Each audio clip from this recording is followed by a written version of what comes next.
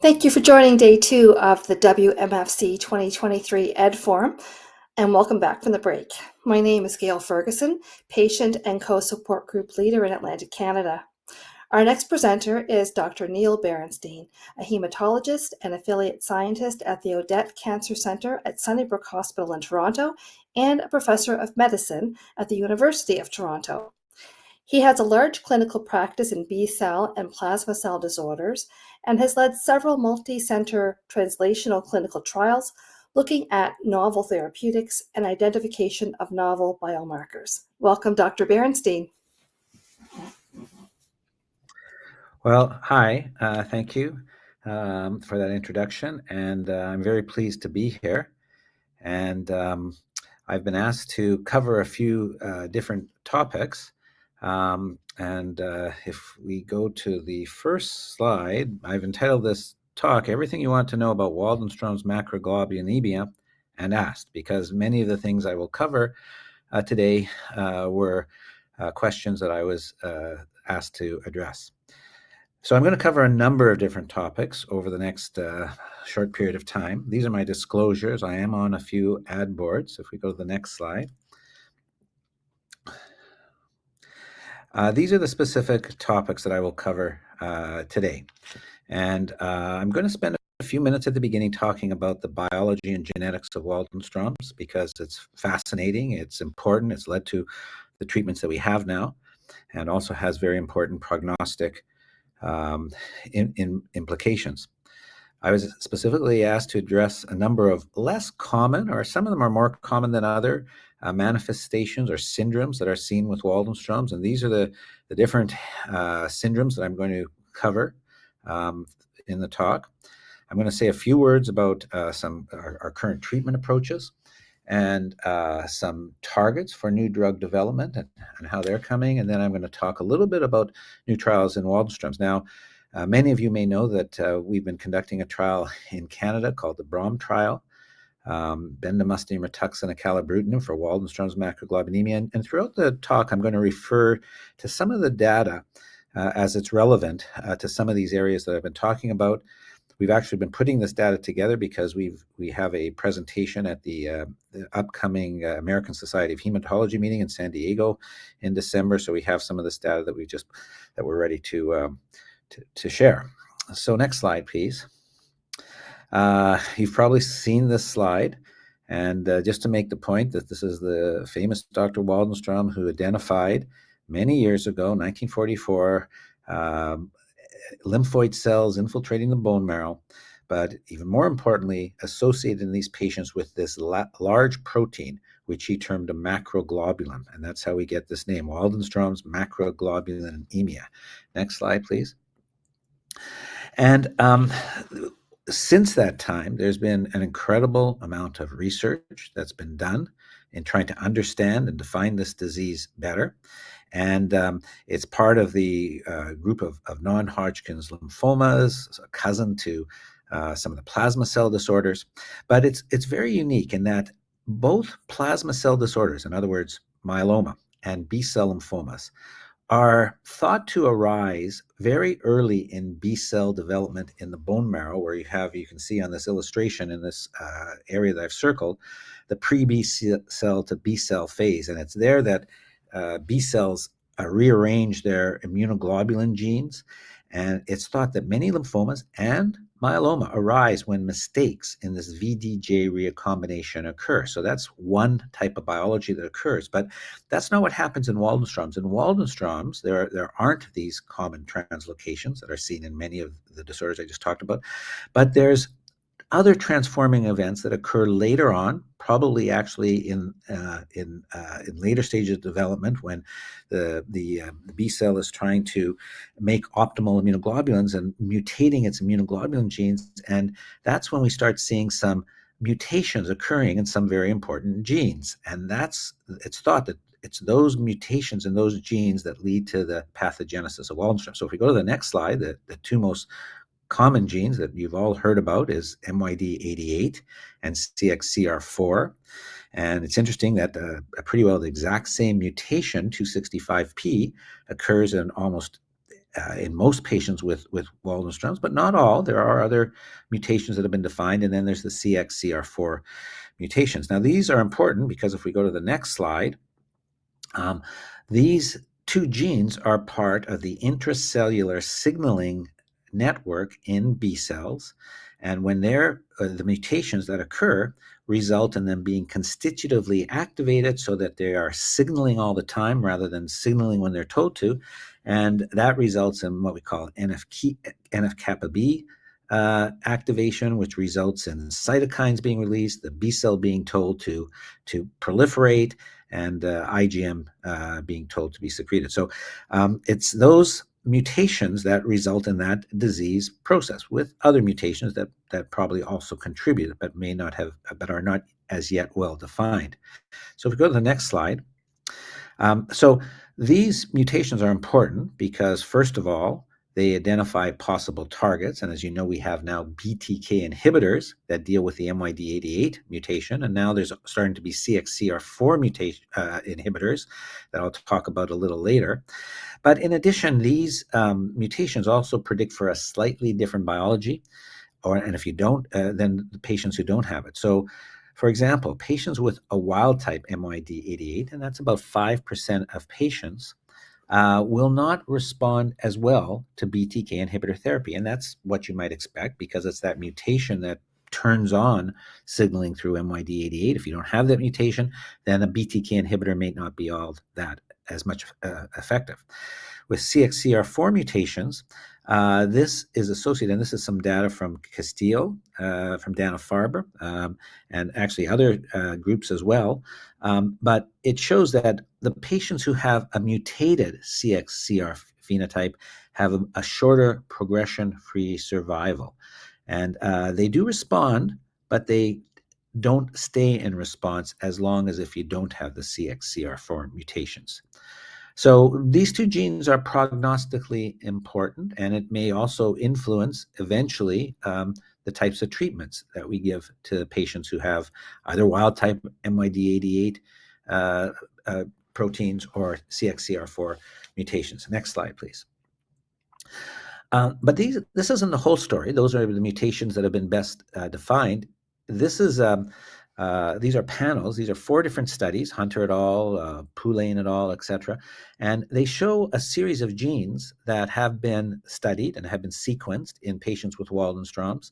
And you can see that in various percentages of patients, there are mutations of these other genes, including P53, which is known to be a bad player in many different diseases. But it's these are small series, and it does show that there are other potential mutations that are contributing to the biology, or could be contributing to the biology, and could be also targets for future treatments. Now, just as an aside, as we go forward in the BROM trial, we will be assessing a larger panel than these genes here, 27 genes to be exact, novel genes in all of the patients entering in the BROM trial, and looking to see if we can find any genes that predict for specific outcomes.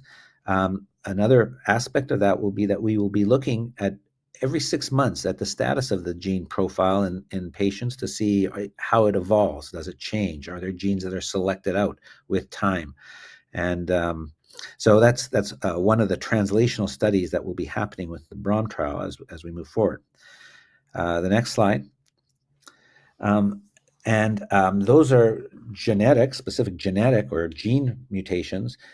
In addition, as I mentioned, there are no gross translocations that occur, but there are deletions that are seen in a good percentage of patients with Waldenstrom's, and the most common deletion is the 6q deletion. And again, this is relevant because there are some genes that control the expression of NF-kappa B, which is the gene that the protein that's responsible for proliferation, are commonly seen in patients with Waldenstrom's. So thus, if you have these 6q deletions, it is again probably important pathophysiologically in causing upregulation of NF-kappa B signaling. So if we go to the next slide, what are the genes or genetic alterations that should be analyzed in patients with Waldenstrom's, likely before treatment started, and there was a consensus panel from the 11th International Waldenstrom's Workshop, which recommended that MYD88 be assessed in all patients, CXCR4 be assessed in all patients, TP53 be assessed, and also that sequencing should be done looking for specific P53 deletions, and then deletion of 6q should also be assessed, though. So this is a very minimal panel that is felt to be important in coming up with a good sort of prognostic picture and maybe even therapeutic profile for patients with Waldenstrom's. Now, I should mention one other thing, that MYD88 is interesting because, as I mentioned, about 95% of patients have MYD88 mutations. Not only should it be assessed, but there are optimal ways for assessing MYD88. And you can miss MYD88 mutations just from next generation sequencing. There's a way of amplifying the signal by, first of all, selecting out Waldenstrom cells from a bone marrow sample through cell sorting, and also by doing what's called allele-specific PCR. And when you do that, the frequency of false negatives is lower. But there still are some patients who will turn out to be MYD88 wild type. Next slide. So now I'm going to focus in on some of the special syndromes, unique manifestations that we don't see all that commonly, although polyneuropathy is one of the more common ones. So let's start off by talking about polyneuropathy. And I'm going to start off by presenting a case. Next slide. But before I do that, I want to show this slide, because this is, I think, a very important slide. And my wife doesn't like this slide because it looks like a 6-year-old drew the slide, but I actually think it's somewhat artistic. But the point is that there are two different pathophysiologic mechanisms of disease in Waldenstrom's. And this is different from many other cancers. If you have disease like colon cancer or lung cancer, it's the direct growth and infiltration of the tumor in the tissue that causes the clinical problems. So yes, we can see problems from cell infiltration, particularly in the bone marrow in patients with Waldenstrom. In fact, that's the most common problem that we see. Cytopenias, anemia. The lymph nodes can also get large, the spleen can also get large, but the fascinating part of this is the macroglobulin, the IgM, that is released by these cells. And these IgMs can also cause symptoms and syndromes on their own, and we're going to be spending some time talking about these. There's the IgM can specifically bind to nerves, to red cells, to skin. It can cause cryoprecipitation, it can cause hyperviscosity, and it can deposit in organs such as the lungs, the kidneys, and the heart. And different symptoms and syndromes can occur because of the actual IgM component of this disease. Next slide. And there is a spectrum of IgM-related disorders. And I'm sure that you all appreciate that one can have an IgM, and a patient can be entirely, or a person can be entirely asymptomatic. And we call this an IgM-MGUS. And actually, if you look in the marrow, you don't see very many lymphoplasmacytic cells. Even in that situation where there's not a lot of cells in the marrow, but you have this IgM, it can cause these disease-related syndromes, such as the cold agglutinin disease, and hemolytic anemia, and neuropathy, amyloidosis, and that's what I'm going to be going into in a moment. And then as the bulk of the Waldenstrom's increases, we can start seeing Waldenstrom's macroglobulinemia, but there may be a smoldering phase where, yes, we have a significant bulk of these lymphoma cells, lymphoplasmacytic cells in the bone marrow, but they're not causing any symptoms, and the IgM doesn't cause symptoms. So we call that smoldering macroglobulinemia. Next slide. This IgM-MGUS is interesting. It occurs fairly frequently, between 1% and 0.1% in people over 50. That's relatively high. Patients are asymptomatic, but it is something that signals the potential for progression to more serious problems. or to Waldenstrom's. And if the IgM is very high, or if the light chain ratio is high, or if an MYD88 mutation is found in some of the cells that may be found in the bone marrow, and usually there aren't a lot of them, and the IgM is high, then these predict for a relatively high risk of developing symptomatic Waldenstrom's within the next 10 years. About 50% of patients in that situation will eventually develop Waldenstrom's in 10 years, down from, let's say, 0.1% if you don't have those symptoms, or 1%, or those findings. Next slide. Now, I'm going to go into some of these in more detail. So these are some of the syndromes that can occur just from the IgM alone, even without a significant amount of Waldenstrom cells in the bone marrow. The cold agglutinin disease, which is basically hemolytic anemia, cryoglobulinemia, which is a vasculitis, neuropathies. I'm going to be spending some time talking about neuropathies, amyloidosis, Schnitzler syndrome, which is a very uncommon syndrome. And then there's a number of other syndromes, such as some damage to the kidney, etc., that can occur just from the IgM alone. Next slide. And then we have the full-blown Waldenstrom's, where we have the infiltration as well as the IgM, and any of these things can occur. You really have to have, in order for one to really have Waldenstrom's that requires treatment, there has to be some disease-defining symptom. And again, a third of patients are asymptomatic at diagnosis and may remain asymptomatic for many years, 5 to 10 years. Next slide. So this is an interesting case. This is a patient of mine who actually was eventually entered in our BROM trial. And this story illustrates some of these different features that I've just talked about. So first of all, this gentleman had a 25-year history of an IgM MGUS. He was perfectly asymptomatic at the beginning. He had an IgM that was monitored by his family doctor for a number of years. But then he started to develop some pins and needles, some neuropathy in his feet, particularly.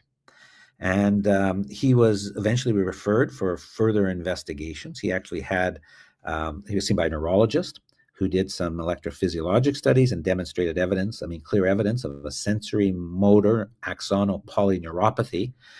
And he was seen by a hematologist and had some initial staging because he had been found, because he had this IgM MGUS, and now he has the neuropathy.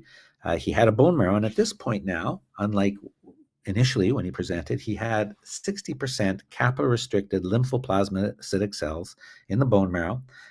He was tested for MYD88, and he had a mutation. He had imaging, and he had no lymphadenopathy. His liver and spleen were normal. Initially, the decision was made to observe the neuropathy and to see how it progressed, or if it progressed. He was seen again in May of 2020, and he had a test for anti-myelin-associated glycoprotein antibodies. And actually, IgMs from patients with Waldenstrom's can form this antibody that can bind to myelin that's present on nerves. And he actually had these antibodies, but not at an extremely high titer.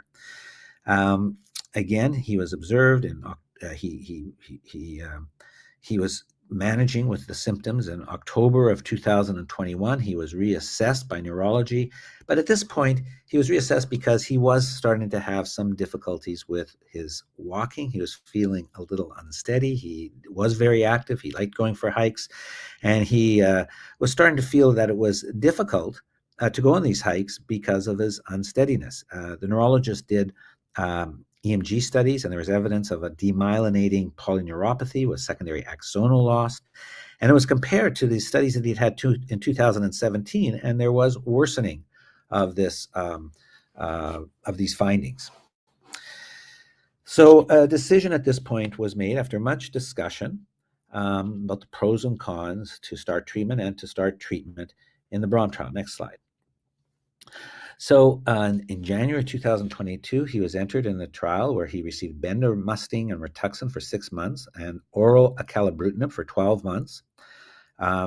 If you look at this chart, or this figure at the middle of the slide here, this shows his IgM level. So the IgM level decreased pretty rapidly and went to a normal level.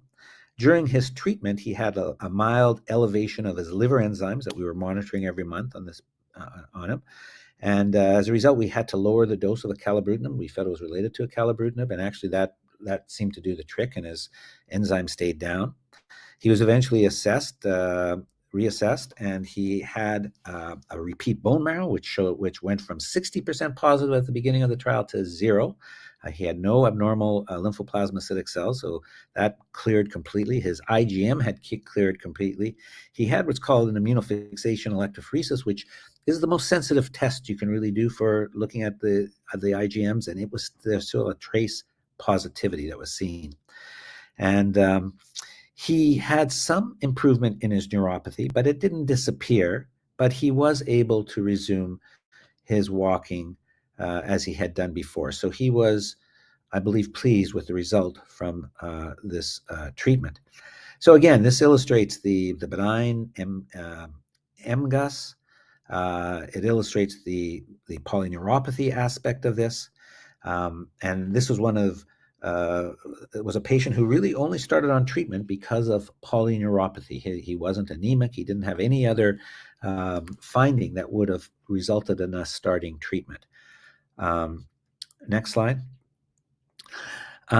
So what do we know about polyneuropathy associated with Waldenstrom's? Well, there is a strong association with Waldenstrom's, and it may occur in the literature in 20 to 25 patients. And I'm going to show you a slide from the BROM trial in a minute that shows that, yes, about 25% of the patients who were entered in the BROM trial entered because of polyneuropathy. It's usually bilateral. It's usually symmetrical. It usually involves the long nerves, and it usually progresses slowly. And that's a very important point, because there are some other polyneuropathies, such as, let's say, with amyloid, where they progress much more quickly.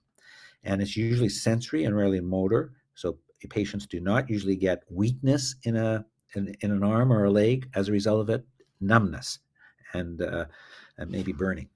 And the EMG studies usually show demyelination. So there's not damage to the nerve, it's really to the nerve fiber. And it can be associated with these anti-MAG antibodies, but it's really felt that the anti-MAG antibodies are only significant if the titers are very high, because actually anti-MAG antibodies can occur in many other conditions as well. And the presenting symptoms are usually numbness of pins and needles in toes or fingers. Paresthenias in the lower extremities may produce this unsteadiness of gait. You can't feel as well on the soles of your feet or your toes, and therefore you feel a little unsteady. The differential diagnosis includes amyloid, particularly in people with B-cell disorders, and diabetes, and some collagen vascular diseases such as lupus, and even Bing-Neill. We have to be aware that can be something that can mimic some of these findings and symptoms. And the treatment for Waldenstrom's in general may slow or prevent progression, but it's not often that one gets complete resolution. It can occur, but the expectation in the patient's mind should be that things won't likely get worse while I'm on treatment or with treatment, and they may get a little better but won't disappear. And I try to stress that in any patient who is starting treatment for Waldenstrom's because of this symptom. Next slide. This is what I mentioned, that if we look at right now, where we've done an interim analysis of the BROM trial, we expect to end up with close to 60 patients, 59 patients. We're now at 49. Actually, this table was made when we were 49. I think we're at 52 now.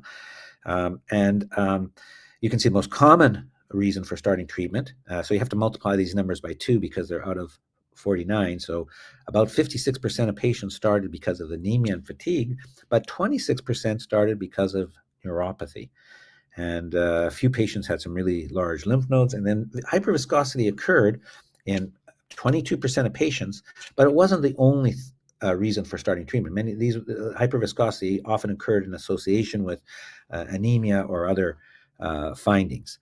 But these are the most common reasons for starting treatment, at least in our Canadian population who were entered on the BROM trial.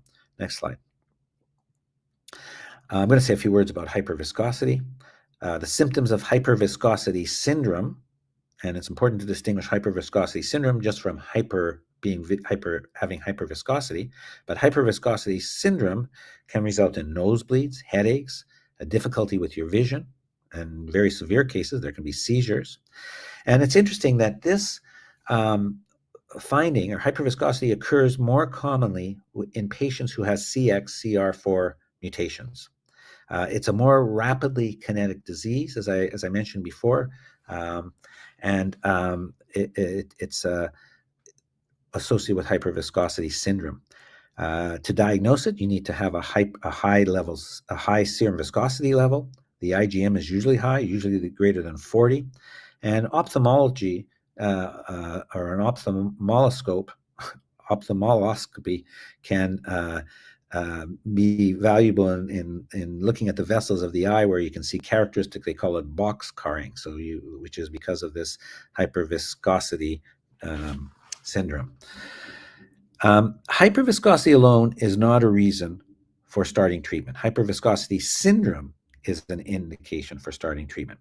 Interestingly, if you look at various series of patients who've had hyperviscosity syndrome at the beginning of their treatment, their outcome is not any different, unless they have CXCR4 mutations, than patients who did not have hyperviscosity syndrome. Plasmapheresis is often very effective in reducing the IgM. A couple principles of treatment are that rituximab should not be used initially, because it will actually result in a worsening of the hyperviscosity, because it's very effective and very rapidly causing death of some of the lymphoplasmacytic cells, and results in releasing of IgM into the serum. So even in the BROM protocol, we indicate that rituximab has to be delayed a cycle before it's initiated in patients who are started on treatment because of hyperviscosity syndrome. And BTK inhibitors are not ideal, but BTK inhibitors work a little bit more slowly than chemoimmunotherapy. So a chemotherapy such as bendamustine, followed by eventually bendamustine Rituxan, and eventually one can add the acalabrutinib as per our trial. But the point is that chemotherapy is probably a better initial treatment for patients with hyperviscosity syndrome. Next slide. Cryoglobulinemia.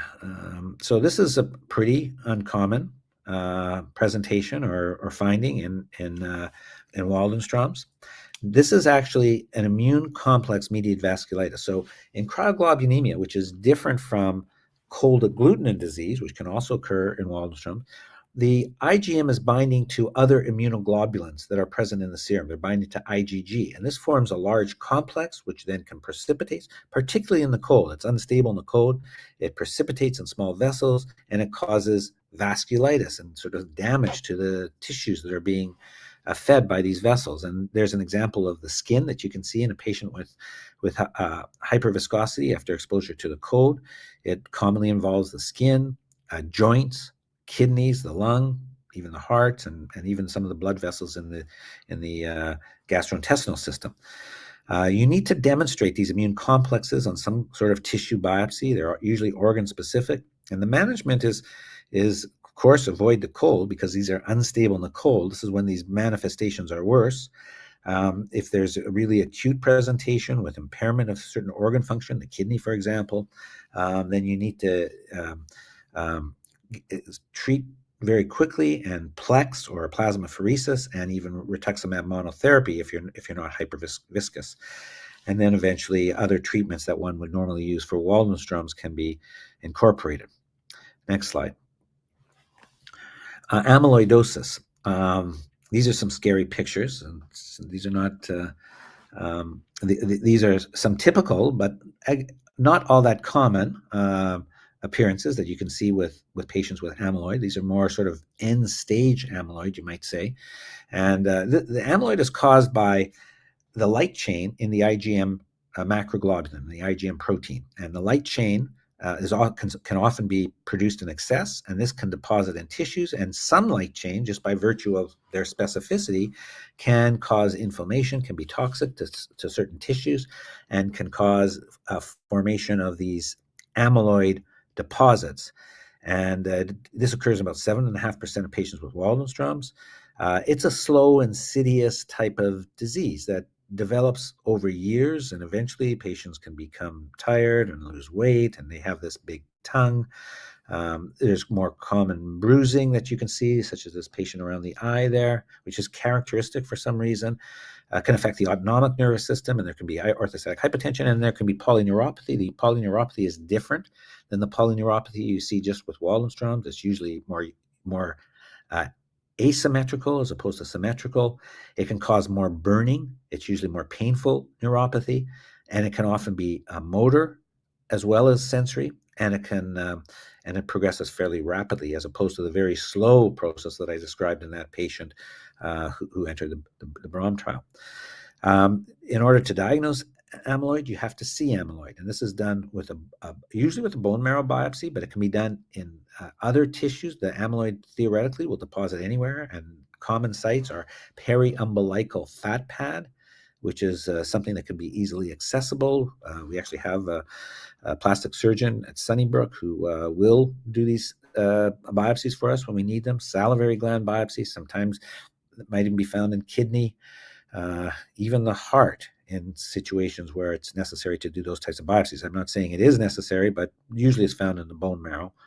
The picture on the bottom shows what it looks like, and it's called a Congo red staining, but when you look at it under polarizing light, you get this green birefringence, and that's the characteristic pathognomonic finding for patients for amyloid in patients with Waldenstrom's, or any type of amyloid, actually. And so this is a syndrome that's associated with Waldenstrom's that needs rapid treatment. You really want to reduce those light chains as quickly as you can, because as long as there's those light chains, and they don't have to be high levels of light chains, as long as they're around, they can deposit in tissues, and they'll cause this inflammation and eventually damage to the tissue. So patients, standard treatment would be chemoimmunotherapy, so bendamustine Rituxan. But if the patient doesn't have significant organ dysfunction, this is one of the indications where autologous stem cell transplantation can be used. Now, interestingly, amyloid is often associated with a translocation in patient cells called 1114, and it's been shown that venetoclax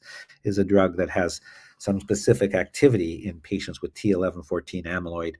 And there are studies underway looking at venetoclax as part of other combinations for amyloid that have this translocation. Next slide, please. Bing-Neill, well, everyone's heard about Bing-Neill. And Bing-Neill is a little different than the other syndromes that I've been talking about.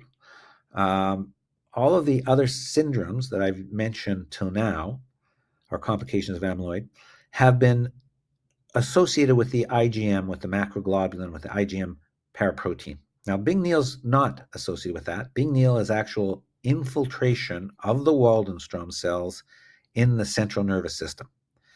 It occurs in about 1% of patients, but I was just at a presentation recently that said if you actually did more LPs in patients with Waldenstrom's, you might find it you might find these cells in the CNS, in the cerebrospinal fluid, in a higher percentage of patients.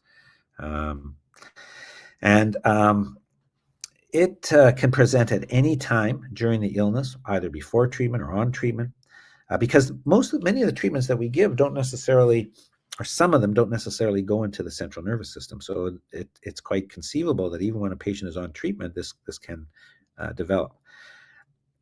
Fortunately, it only occurs in, as I said, 1%, maybe 5% if you did these extra LPs. But so the diagnosis is made upon, actually imaging is very valuable. And I've shown here on the upper right of this slide some of the very characteristic findings that you can see by imaging. You really don't have to be a radiologist to be able to see these abnormalities and the white areas in this brain CT. And it can be done by MRI or CT, and both of those can detect abnormal findings. And when you look at an MRI, that's very valuable in looking at not only the parenchyma of the brain, but also the leptomeninges, and you can see thickening of the leptomeninges as well as brain masses in patients. And the diagnosis is clinched by assessing the CSF, and there one will see lymphoplasmacytic cells, and DNA should be obtained, and MYD should be assessed, and often you can find evidence of clonality as well as MYD88 mutations. So symptoms I've shown in this little table to the right, it can be almost anything that can affect your CNS can like a stroke, almost any symptom that can occur from brain dysfunction can occur in being Neal.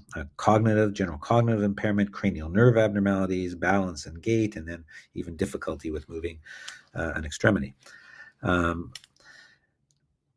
The treatment needs drugs that penetrate into the cerebrospinal fluid. For example, bendamustine doesn't go into the cerebrospinal fluid. Rituxan goes in very small amounts, but there are some drugs which are used in other diseases, other lymphomas, called methotrexate, cytarabine, that actually get in very, very high levels, and these often are used. In fact, I recently attended a presentation where people were using a combination of these drugs called a matrix regimen or a modified matrix regimen for patients with Bing Neal. Interestingly, BTK inhibitors can also get into the CSF. So if you go to the next slide, this is a study that was published a while ago by the Boston group, Castillo and Trion, and it shows the use of ibrutinib for treatment of Bing-Neal syndrome.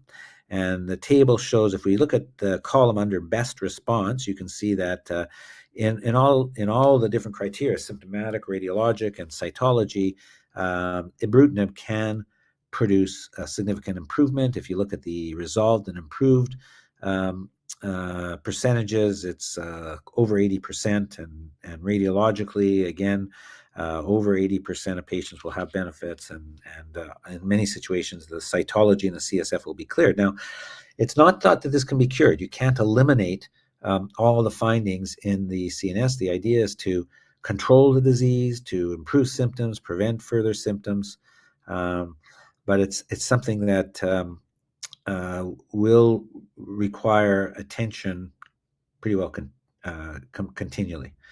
Next slide. And this is a very uncommon potential complication of Waldenstrom's, and there's only in the literature 300 cases reported. I mean, if you look at some clinical trials, I mean, you have 1,000 patients in a clinical trial. In one single clinical trial, here's 300 cases reported from over the history of this disease, and it's caused by the IgM. It's back now to the monoclonal IgM, and for some reason, this IgM can cause changes in the microenvironment of connective tissue in different locations, and cause allergic reactions or urticarial reactions. So the patients present with these urticarial, these unusual skin reactions, and often the symptoms are fever. They can have anemia, they can have arthritis or arthralgia, bone pain, and there are some associated bone findings that can also occur. The pathology, again, relates to this dysfunction in the connective tissues, where there's a release of cytokines such as IL-1 beta, and treatment often is symptomatic for these patients, because if you look in their bone marrow, you won't find evidence of Waldenstrom cells there. If you look at the peripheral blood, you won't necessarily find a high paraprotein. You might find a very mildly elevated IgM. And there's an anti-IL-1 reagents. One's called anakinra, which can be used. These are subcutaneous injections, and these can control the symptoms in some patients. But it's very uncommon. I once thought I had a patient who had this, but the fact of the matter is, when we looked at the formal criteria, the patient did not have this. So it's uncommon. Next slide. So those are the unique manifestation syndromes I want to talk about. I'm going to spend a few minutes, I think we have a few minutes longer, to just talk about treatment in general and some new treatments and some new trials. So if we go to the next slide, first important principle of treatment is we generally don't treat Waldenstrom's until the patient becomes symptomatic until there's a need for treatment. And symptoms, again, there can be many symptoms. It can be anemia, it can be fatigue, it can be polyneuropathy, but it's generally if the patient is managing well and it's not affecting one's day-to-day quality of life, one doesn't treat. And that is the case for newly diagnosed patients. It's also the case for patients who, once they sort of go into remission and when do they need to have another course of treatment. Next slide. If you look at the National Comprehensive Cancer Network, which is a big United States organization that makes recommendations almost for all diseases on what treatments are recommended, this is what they have for Waldenström. So first-line treatment, and you can see bendamustine Rituxan is right up there. Bortezomib. So in many parts of Europe, Velcade or bortezomib is a treatment that is used. Now, the problem with bortezomib is that it itself can lead to neuropathy. And if someone has neuropathy to begin with, I'm not sure you want to give bortezomib. We don't use that in Canada. And then there's the BTK inhibitors. There's 2 BTK inhibitors that at the moment have been are recommended by the NCCN guidelines or felt to be acceptable, and that's ibrutinib and rituximab, and zanubrutinib. Next slide. What can one use for first-line treatment? So there's options, although some of the options are not completely accessible in Canada. I mean, there's chemoimmunotherapy. There are different chemotherapies. In Canada, we use BR. I'll show you why we use bendamustine and Rituxan in a minute.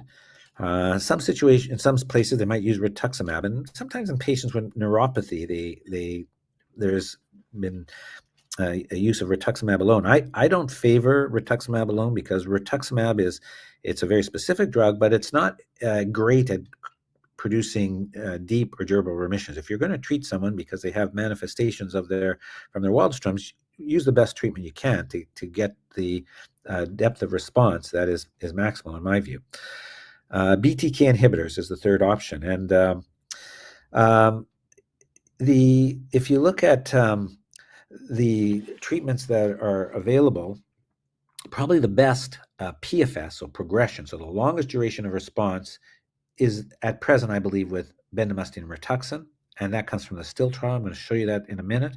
And another feature of the responses with chemoimmunotherapy is that there are high overall response rates. So most patients the responses are somewhat durable, but there's very few complete responses, or what we call VGPR. So patients respond, there's gross reduction, but patients are still left with significant amount of disease, but it's not causing symptoms. There's no benefit from maintenance therapy. There was a randomized study which showed that, although that's more recent, it's really published in the last few years.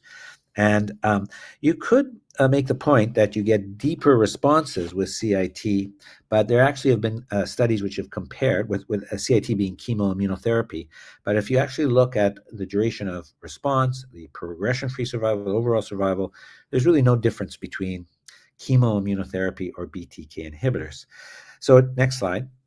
So, and this is the data from the STILL trial. If you look at that, those Kaplan-Meier curve that I have outlined, circled, the red is treatment with BR compared to another chemotherapy called R-CHOP, which is used for aggressive lymphomas. The impressive part about this is that the median progressive-free survival here is 69 months. That's almost 6 years. So if you have treatment with bendamustine and Rituxan for first-line treatment, now that, of course, it depends on your prognostic profile, your mutational profile, but on average, the median expected duration of response is close to 6 years. So that's pretty good treatment. Next slide. So the alternative is to chemoimmunotherapy are the BTK inhibitors, and these are newer sort of kids on the block because the whole association between Bruton's tyrosine kinase and MYD88 mutations is more recent. The idea is to target this BTK signaling with a BTK inhibitor. So, of course, this is going to be most important in patients who have BTK mutations. If you don't have a mutation in BTK, then you wouldn't expect the BTK inhibitor to be as effective. And if you have CXCR4 mutations, again, you might not expect it to be as effective. Next slide. So there are three different BTK inhibitors: ibrutinib, acalabrutinib, zanubrutinib. These are kinase blots, and it just shows that these are showing how many different kinases in the cell these proteins, these BTK inhibitors bind to. Ibrutinib, you can see, binds to about 30, and zanubrutinib is more like less than 10. So you can see it's more specific. It's expected that this would cause fewer side effects. Next slide. And in Canada, all three of these are approved, but only ibrutinib and zanubrutinib have been approved in Waldenstrom's. Next slide.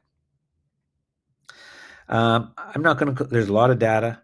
I think that the take-home message is shown on this slide. Almost everyone responds to a BTK inhibitor when given for the first time. But the thing is that the complete responses, or the VGPRs, are not all that high with these. So again, you're controlling disease. The disease isn't knocked down to very low levels. You're just preventing it from growing. You're shrinking it down to some extent, reducing the IgM. You're reducing symptoms, but it's not taken to very deep levels. And again, 4-year PFS. So we don't know. I told you that the PFS for chemoimmunotherapy was 7 years. These haven't been followed, for those 7 years yet. But you can see that there's probably going to rival that type of those PFSs. Next slide. Now, is there any difference between zanubrutinib and ibrutinib? This is the ASPEN trial. This is randomized patients to either zanubrutinib or ibrutinib. This was in patients with Waldenstrom's. Next slide. And the bottom line, and actually this is the initial data, but actually I've seen the more recent update, and there's not a big difference in terms of efficacy between PFS for PFS or overall survival, that's progression-free survival, or overall survival between zanubrutinib and ibrutinib. They're pretty comparable. Next slide. However, it's interesting that there was a cohort in this study which just got zanubrutinib, and these were patients with wild type MYD88, and I just told you that you might not expect these patients to respond as well to a BTK inhibitor, and these patients seem to respond pretty well. So this is the PFS, which is almost similar to the MYD88 mutated group. Next slide. And then if you look at the group of patients who had these CXCR4 mutations in the ASPEN trial, zanubrutinib appeared to do better than ibrutinib. In these patients, the hazard ratio was 0.5, which is very good. And so that's suggesting that, again, in this more difficult subset, possibly, if this holds out with larger numbers of patients in a repeat trial, zanubrutinib may be a little bit more potent in this group of patients. Next slide. And the toxicities are where the story is told. Actually, with zanubrutinib, there is more neutropenia. And if you look at the first set of circles that I have in this table at the top there, neutropenia, it shows grade 1 and 2 versus grade 3 and grade 4. Zanubrutinib, there's 34% neutropenia versus 20%, so it's almost double. And the grade 3-4, more serious neutropenia, it was 23. So again, it's double versus 10. But the infection rate, if you look right at the bottom of this table, is almost the same. So even though they had more neutropenia when receiving zanubrutinib, that didn't translate into more infections. But the other side of the coin here is that there's less atrial fibrillation and less hypertension. Grade 1, 2, and grade 3, 4. So, for example, atrial fibrillation, 23% of patients with ibrutinib had atrial fibrillation with only 8%. So that's like a third almost. So that's a significant reduction in atrial fibrillation. So for patients who have any cardiac morbidity, hypertension, atrial fibrillation, it's zanubrutinib may be the preferred option. Next slide. So what should you choose after what I've just shown you? Chemoimmunotherapy. I showed you the STILL trial, the long PFS. I showed you the results with several different BTK inhibitors. It's important to know that another important difference is chemoimmunotherapy is fixed duration. It's 6 months. Then you stop treatment. With the BTK inhibitors, you're on it continually. And sometimes you have to come off it if you're having major surgery or have had major trauma or whatever. and your disease can relapse when that occurs. So PFS and OS, so the duration of response, the overall survival, are comparable. If you look at comorbid illnesses, that may be where you have to make where there may be some factors that will influence your decision. And again, if you have atrial fibrillation, especially if it's difficult to control, BTK inhibitors may not be ideal. If you're not close to a cancer center or have mobility issues or don't have the proper support, then the proximity to the cancer center may be important. And so it's an individual decision. And at the moment, first-line treatment with BTK inhibitors in Canada, most provinces in Canada, is not really an option. If one had one's own insurance that would fund it, then it could be an option. Next slide. So the last few slides here, I think we're on time, more or less, is new targets. I have about 3 or 4 minutes. New targets. Next slide, please. Venetoclax. There's a small study with venetoclax. This is something that interferes. We know that BCL2 is overexpressed in many patients with lymphomas and Waldenstrom's, and that prevents apoptosis or cell death. And this venetoclax inhibits that. So it again is a rational biologic choice. And it's been shown to be active. There's a response rate of 84% with venetoclax. And what's interesting here is that patients with CXCR4 mutations responded as well as patients who didn't have it. So this is a treatment that could be effective in patients who may not respond as well to most BTK inhibitors. It does cause neutropenia. Next slide. And there is a trial with ibrutinib and venetoclax. This was actually a potent combination, but unfortunately there were a couple episodes of ventricular arrhythmia, so that trial's been put on hold. It was stopped, and they're going to have to go back to the drawing board with that combination. So that was a BTK inhibitor and a BCL2 inhibitor. Next slide. There is the new non-covalent BTK inhibitor, pirtobrutinib, and this is a drug that can be active in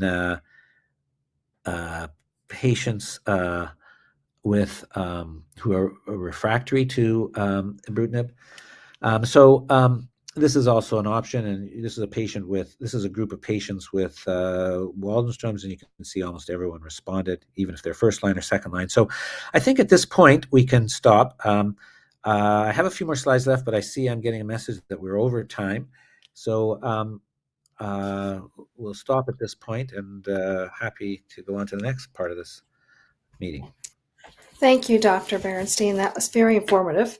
We appreciate your expertise there. We do have a couple of questions in. There was ones that came in on the chat here. And it really leans to a lot to what you were discussing as far as whether it's MYD88 or CXCR4 mutations. And a lot of Canadian patients, from our understanding, we don't even know what we have. Is this something that doctors should be looking at, that there should be discussion with patients, or at least a knowledge for patients of what exactly their mutation may be and what can be done to best support that mutation? Yeah, so that's a great question. And it's true. Like before we started the BROM trial, we actually surveyed centers across Canada for the availability of these tests. And the only test that's done religiously is MYD88. So everyone should know what their MYD88 status is, because that's also part of the diagnostic criteria. That's available. But CXCR4 was not done in almost any center. P53 is not done. 6q is not done. And as I showed you, the recommendations from the International Waldenstrom's working group is that these should be done. So it may be something that an organization like the Waldenstrom's Macroglobulinemia Foundation of Canada could lobby for. These tests can be done. These are not rocket science. And in fact, in the BROM trial, they're all being done. We have a center. It's actually Rebecca McClure from Hospital Health Sciences Center North, which is in Sudbury. She has a lab. She's doing all these tests for her. We have results on CXCR4, P53, MYD88 on every patient in BROM trial. So it can be done. it has to be funded, and it has to be more centralized across Canada. There has to be some centers where you can get these samples sent to and performed. So, and I do think it can influence your prognosis, your outcome, what to expect, even choice of treatments. Thank you. Combination question from one that was sent in prior to the sessions this weekend, and one that just came in a few moments ago. And that's relative to, like, is there any known component of what happens with the Waldenström patients? Our hemoglobin drops generally, we become very tired. There's a certain level of stress that we feel. Is there any kind of known range of what's happening in our bodies that's causing these symptoms and side effects, and a lot of times effects on our relationships and in our families? Yeah.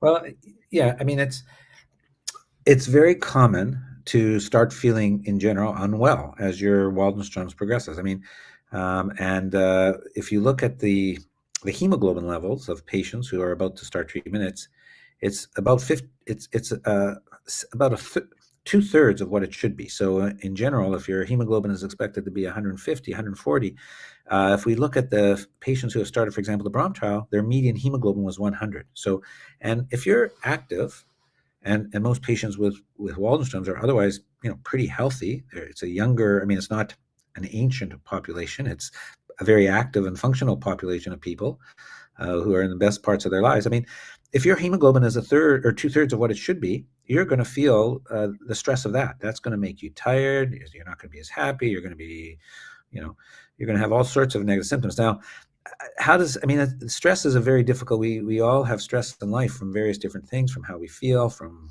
our work, from whatever, from our children, maybe.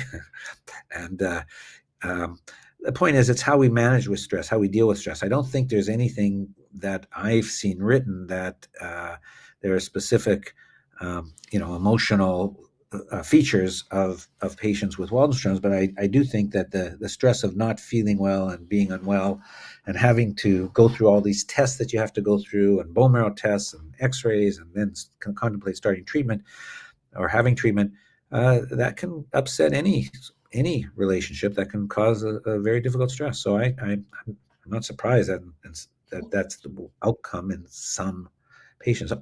I find that, however, in my practice, I find that it sometimes brings people together, because I often see, families coming in with the patient who has the Waldenstrom's, and being supportive, spouses, children, and helping to look after them. So I sometimes feel it's the opposite. It sort of like makes family a little closer, but it can be different in different situations.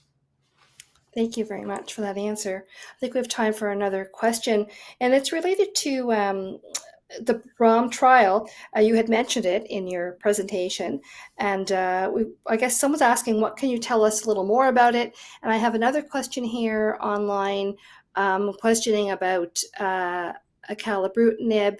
Is it administered continuously, or should it be something that would be discontinued under other treatments?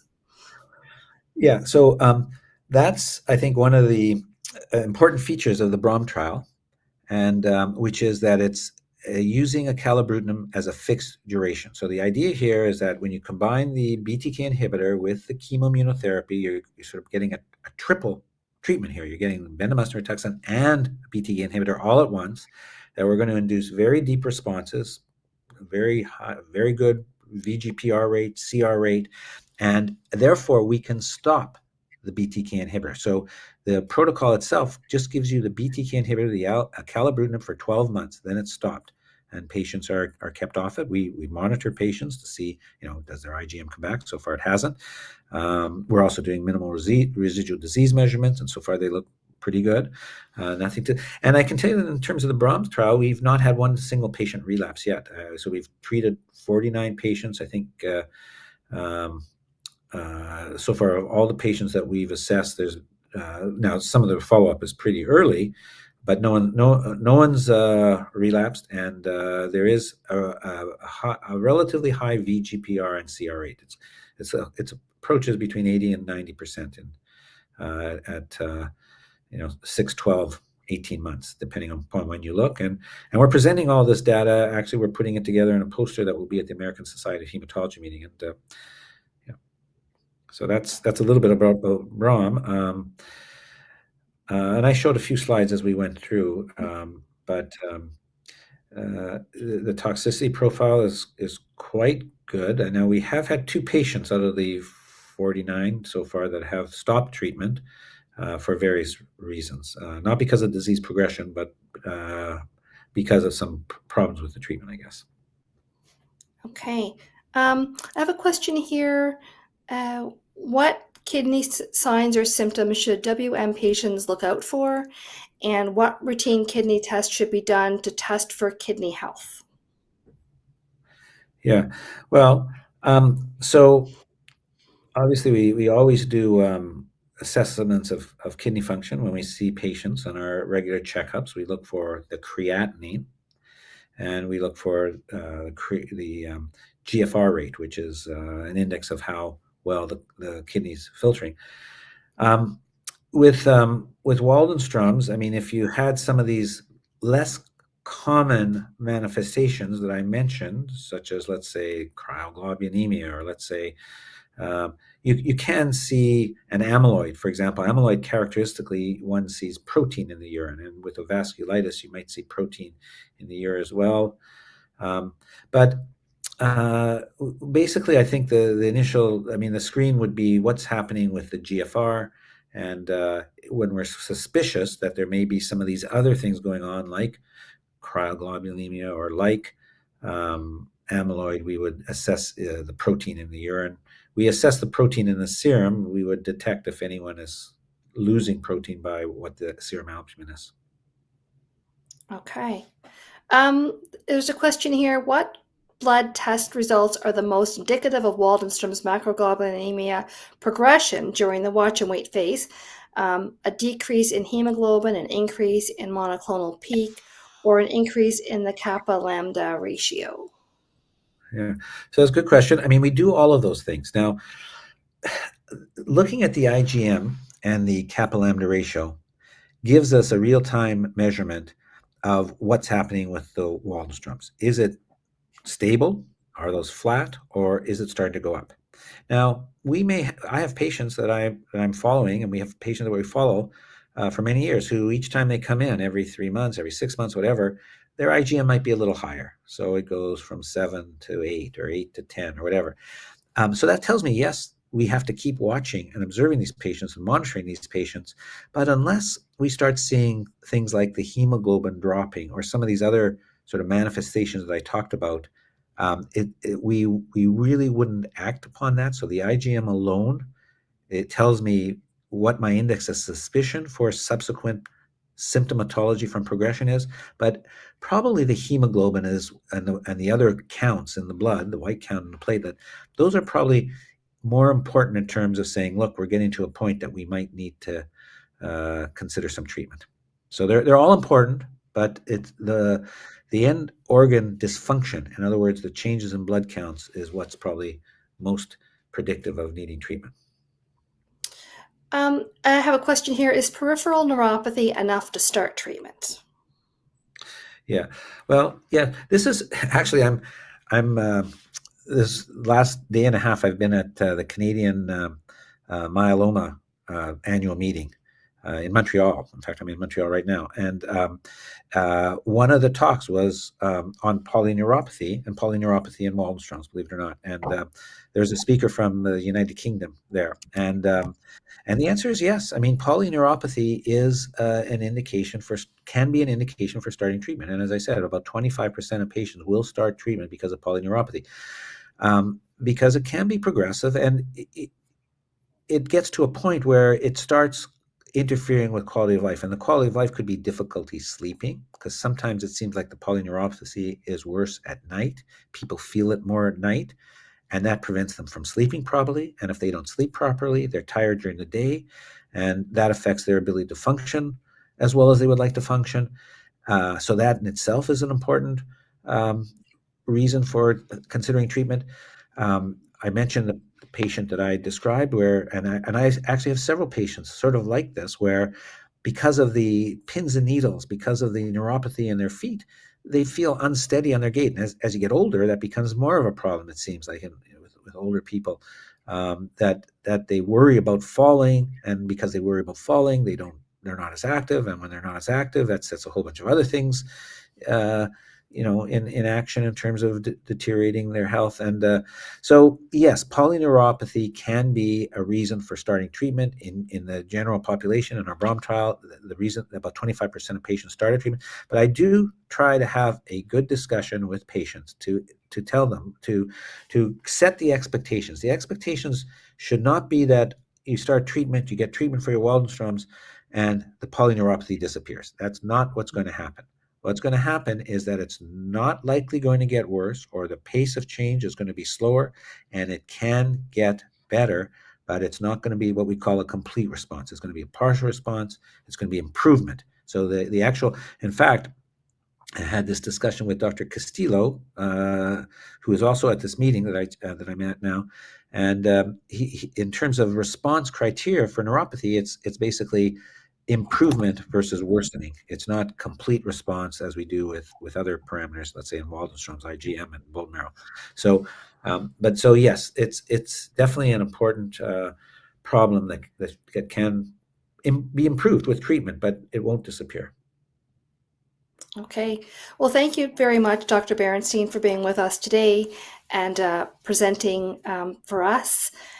We'd now like to introduce Joe Witzke, and he's going to be monitoring the Ask the Doctor panel, which Dr. Berenstein is also going to be a part of. So thank you again. Thank you so much.